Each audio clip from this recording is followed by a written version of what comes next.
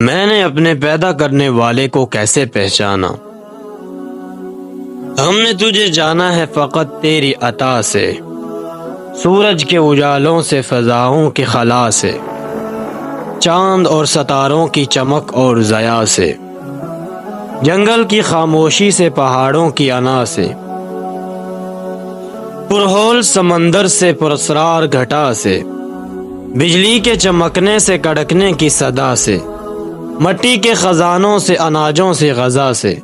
برسات سے، طوفان سے، پانی سے، ہوا سے، ہم نے تجھے جانا ہے فقط تیری عطا سے۔ گلشن کی بہاروں سے تو کلیوں کی حیا سے، معصوم سی روتی ہوئی شبنم کی ادا سے، لہراتی ہوئی باد سحر باد صبا سے،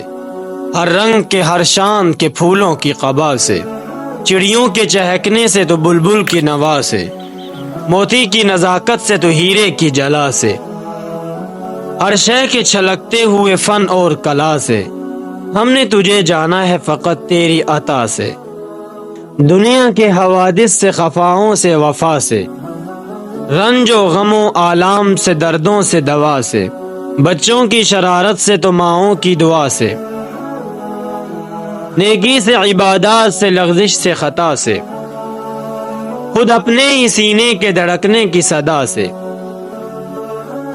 رحمت تیری ہر گام پہ دیتی ہے دلاسے،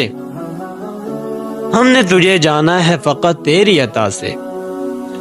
ابلیس کے فتنوں سے تو آدم کی خطا سے، اوصاف ابراہیم سے، یوسف کی حیا سے، حضرت ایوب کی تسلیم اور رضا سے،